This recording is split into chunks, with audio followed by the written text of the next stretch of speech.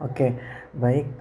Assalamualaikum warahmatullahi wabarakatuh. Perkenalkan, nama saya Zega Devantara, dengan NIM 2300024129. Saya dari kelompok 4 itu yang bahas tentang JKK atau jaminan kecelakaan kerja. Eh, Ya, seperti itu. Kami menelitinya mengenai eh, studi ke BPJS Ketenagakerjaan, eh, di mana ya yang hasilnya sesuai yang saya presentasikan di pertemuan selanjutnya. Nah, kali ini saya untuk bagian tugas dari hukum ketenagakerjaan akan menjawab 5 pertanyaan yang berhubungan tentang presentasi kemarin yang sebagai bentuk dalam penugasan hukum nakar ini. Ada 5 pertanyaan yang yang Bu Fitri suruh jawab dalam penugasannya. Hal itu ya hal itu diantaranya pertama adalah itu tentang hubungan kerja dan jenis hubungan kerja dengan jenis perjanjian, di mana ini yang dibahas yang dibahas intinya adalah mengenai apa itu hubungan kerja dan jenis-jenis perjanjian kerja. Oke, pertama saya akan menjelaskan terlebih dahulu apa itu hubungan kerja sesuai pemahaman saya aja ya. Eh, Hubungan kerja itu adalah hubungan antara pemberi kerja yang biasanya itu pelaku usaha, ya tidak selalu pelaku usaha, dan ada yang buruh atau pekerja. Eh, Hubungan kerja itu eh, setahu saya seperti yang dijelaskan pada beberapa pertemuan kemarin itu ada dijelasin di resum, bukan di resum, maksudnya saya pernah ngeresum juga mengenai ini yang tentang unsur-unsur yang hasil dari penjelasan ibunya di kelas itu.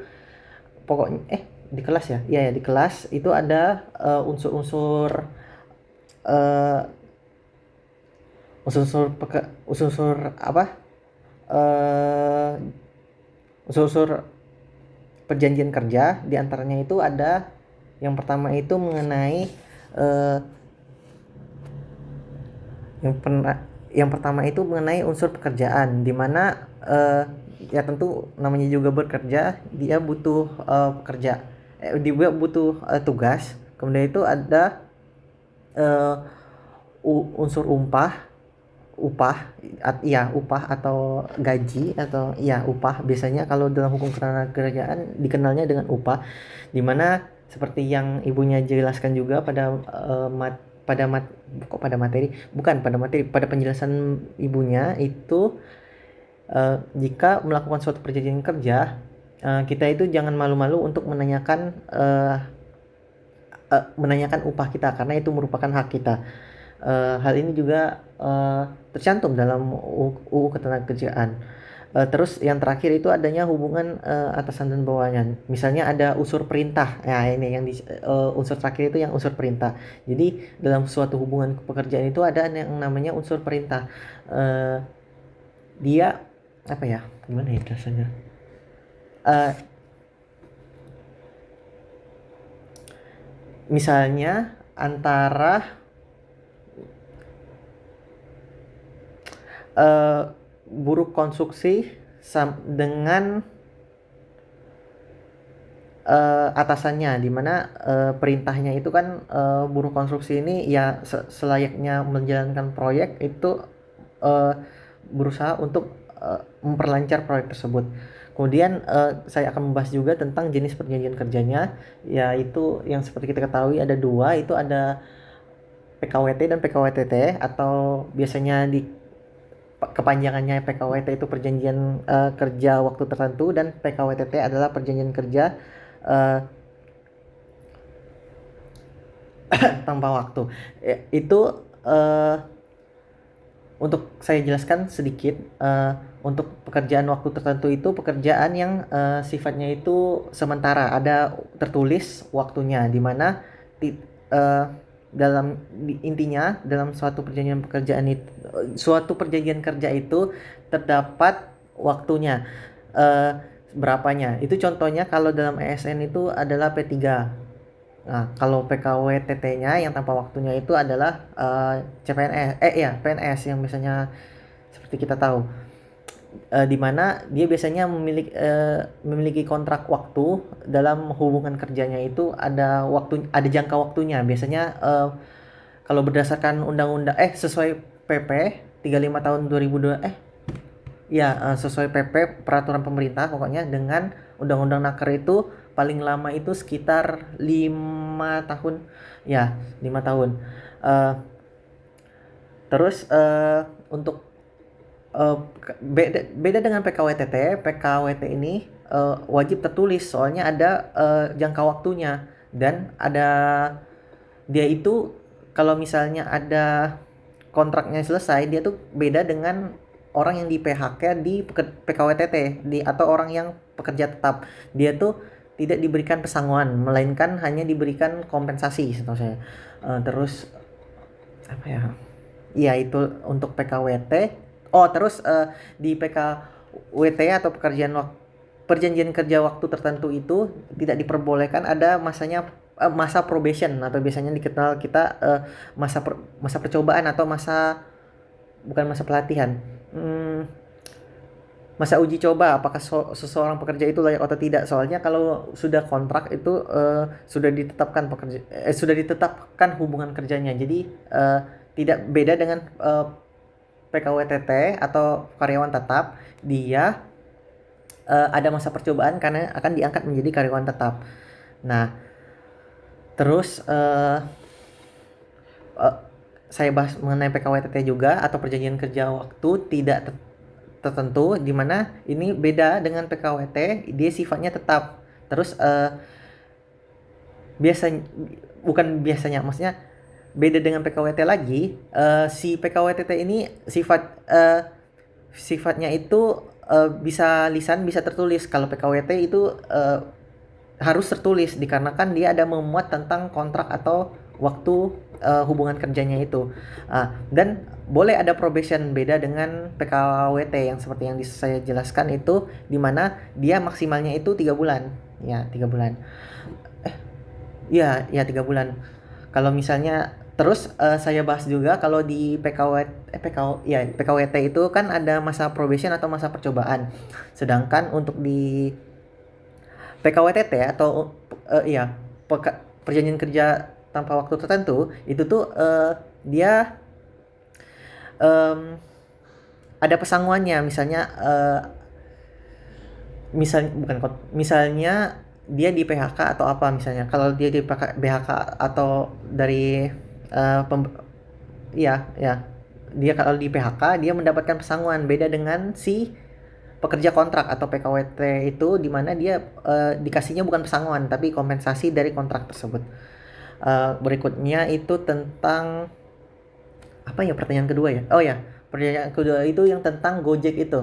Yang tentang Gojek.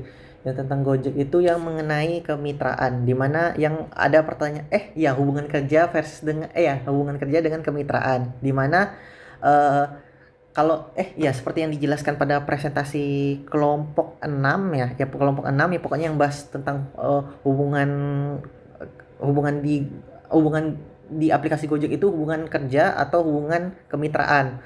Nah, sedengar saya, kalau bedanya itu hubungan kerja itu sifatnya subordinatif. Intinya itu ada yang ngatur sama yang diatur.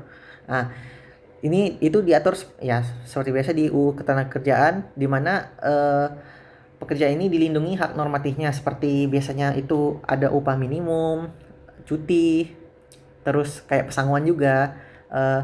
Terus kalau misalnya ada sengketa, itu diselesaikan dalam hubungan industrial yang biasanya ada nakernya disnakernya itu bisa diselesaikan lewat mediasi atau pengadilan, biasanya di pengadilan hubungan industrial. Beda dengan itu nanti intinya pokoknya kalau di hubungan kerja itu seingat saya itu dia in- eh, pokoknya di hubungan kerja itu bedanya di. Oke, maaf, kita lanjut. Tadi kepotong. Eh, Tentang hubungan kerja dengan hubungan kemitraan apa bedanya? Intinya yang saya lanjut lagi, hubungan kerja itu intinya ya seperti biasa yang tiga unsur yang saya jelaskan pada pertanyaan sebelumnya tentang adanya perintah, terus adanya upah, dan satunya itu adanya dungeri kerja dan terima kerja. Kemudian lanjut untuk bedanya itu dengan ya ini maksudnya jadi hubungan subordinatif itu ada atasan ada bawahan. Beda dengan hubungan kemitraan. Eh, Dalam kasus Gojek ini bukan dalam kasus Gojek. eh, dalam ya kasusnya kasus Gojek kalau dalam presentasi kelompok itu bedanya itu hubungannya itu kemitraan itu artinya posisinya dia si Gojek dengan si drivernya ini hubungannya itu setara, jadi sifatnya itu bukan atasan dan bawahan, dimana kan seperti kita tahu eh, tidak ada kewajiban dalam hubungan kemitraan itu tidak ada kewajiban seperti pesangon dan lain-lain itu, kewajiban upah dan pesangon itu. Makanya eh, kasus-kasus Gojek yang mengenai kasus-kasus Gojek itu dikategorikan ke hubungan kemitraan karena memang hubungannya hubungan kemitraan. Alasannya kenapa dibilang begitu karena yang pertama seperti yang saya jelaskan nggak ada antara atasan dan bawahan, di mana si driver di sini bebas mau mengambil bukan mau mengambil pekerjaan, mau mengambil orderan yang mana dan pada saat apa. Jadi waktunya itu tidak ditentukan. Kemudian bedanya itu karena kemitraan dia sifatnya itu bisa kalau kasus kan sengketa Gojek itu berarti bisanya dikemanain, bisanya itu di masukin ke sengketa wan prestasi, di mana misalnya kalau ada pelanggaran itu bisa dilakukan lewat peradilan perdata, beda dengan di Senakar yang dilakukan di uh, pengadilan hubungan industrial. Oke. Terus kalau contohnya udah sih, pokoknya karyawan tetap itu misalnya kayak kita kerjaan biasa aja gitu, pokoknya ada PKWTT-nya atau PKWT-nya, dan kita itu hubungannya ada atasan dan bawahan, beda dengan kemitraan di mana hubungannya itu sejajar. Oke. Jadi selain Gojek misalnya hubungan kemitraan itu kayak hal-hal yang kayak Grab. Jadi misalnya dia ada bagi hasil, terus jam kerjanya itu bebas, tidak ditentukan secara formal, jadi sesuai drivernya. Terus tidak ada hubungan atasan bawahan yang seperti dijelaskan, meskipun bedanya kalau dalam ini tuh dalam dalam praktiknya itu si Gojeknya kan memiliki kendali, jadi kayak ada ketimpangan power gitu. Tapi hubungannya tetap hubungan kemitraan, jadi makanya itu hasil presentasi yang saya simak kemarin. Kemudian yang tentang pasar kerja yang ada pasar kerja fleksibel di era gig ekonomi, ini pertanyaan nomor 3. Gig ekonomi itu adalah kayak model kerja yang berbasis platformnya digital, intinya modernisasi lah sifatnya itu, biasanya on demand dan jangkanya pendek, kayak misalnya kayak pengemudi ojek online itu atau kurir makanan GoFood, Goret, ShopeeFood ya, dimana pekerjaannya itu fleksibel, bisa di mana aja, dan statusnya itu biasanya kemitraan, bukan pekerja tetap yang seperti ada hubungannya dengan soal sebelumnya. Kemudian ada masalah gak ya? Ada masalah gak ya? Ada masalahnya itu tentang perlindungan hukumnya, karena dia sifatnya hubungan kemitraan, jadi dia tidak bisa diselesaikan, bukan tidak bisa, penyelesaian sengketanya itu beda, bukan di hubungan kerja industrial, karena di sini hubungannya bukan hubungan kerja, dia hubungan kemitraan, di mana statusnya itu sama, sejajar antara dalam kasus Gojek, driver sama Gojeknya itu sendiri. Kemudian itu tentang kebingungan, meskipun tidak dalam hubungan kemitraan itu dianggap sejajar, tapi ada power dynamic di sini atau ketimpangan kekuasaan, di mana Gojek di sini atau pemilik aplikasi itu memiliki power lebih untuk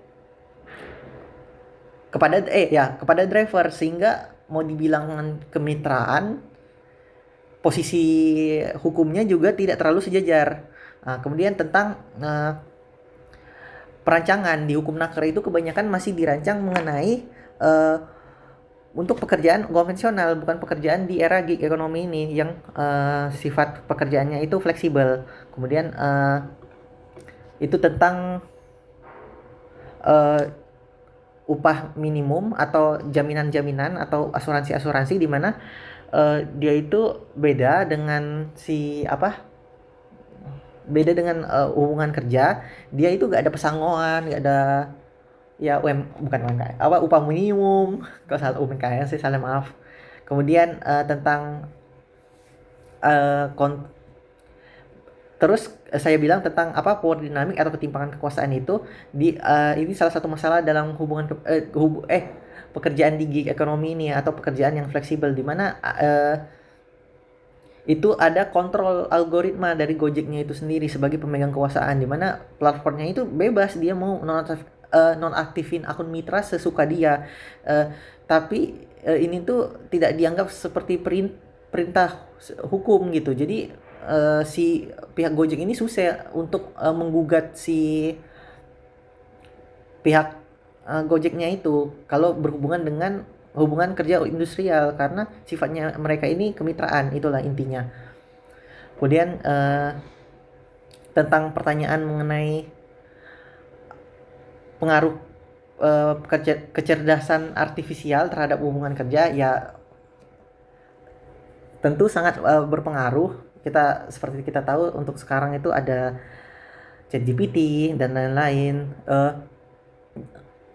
Sebenarnya AI itu bukan berkaitan dengan prompt saja, tapi AI itu banyak sesuai dengan namanya artificial intelligence. Dari dulu ini merupakan ancaman bagi pekerja-pekerja. Ya, dianggapnya lebih ke ancaman, tapi sebenarnya bisa membantu, di mana hal-hal yang seperti misalnya pekerja industri itu bisa tergeserkan oleh AI ini, di mana tapi di sisi lain ini bisa menimbulkan lapangan pekerjaan baru, seperti misalnya seperti yang kita tahu sekarang itu ada pekerjaan-pekerjaan seperti yang bukan tahun sebelumnya, di zaman dulu itu belum ada. Misalnya ada prompt engineer sekarang, prompt engineer. Jadi dalam nge-prompt AI itu ada engineer-nya, jadi terus ada data anotator, terus hal-hal yang justru berkembang semenjak adanya pekerjaan AI. Terus ada manajemen algoritma, terus di mana semenjak ada AI itu perekrutan itu jadi lebih efisien dan sistemnya bisa ditentukan. Makanya kan sekarang dalam pencantuman CV itu dia formatnya udah ATS, jadi mau memilah itu gampang dan bisa dibantu oleh AI, karena demand-nya itu dalam penggunaan CV itu pakai ATS, jadi enak. Nah, kemudian yang ketiga itu meskipun tadi kan positifnya, negatifnya itu yang saya jelaskan mengenai bukan keterlambatan yang mengenai ada pekerjaan-pekerjaan yang tergeser. Seperti yang kita tahu kan, AI bukan terbatas dengan hal-hal yang berkaitan dengan prompt ya. Sebenarnya hal seperti robot itu termasuk artificial intelligence juga. Jadi ada bergeser gitu. Jadi misalnya pekerjaan-pekerjaan yang berhubungan dengan manusia, yang dulunya itu menggunakan manusia, itu sekarang bisa dilakukan juga dengan AI. Jadi ada pekerjaan yang tergeser. Contohnya misalnya pekerjaan di pabrik yang bisa digantikan oleh robot. Terus juga pekerjaan-pekerjaan lain yang udah mulai tergeser oleh adanya artificial intelligence ini. Nah, Itu sih intinya yang saya ingin sampaikan dari 5 pertanyaan ini. Eh, saya akhiri sampai di situ saja. Saya ucapkan terima kasih. Wassalamualaikum warahmatullahi wabarakatuh.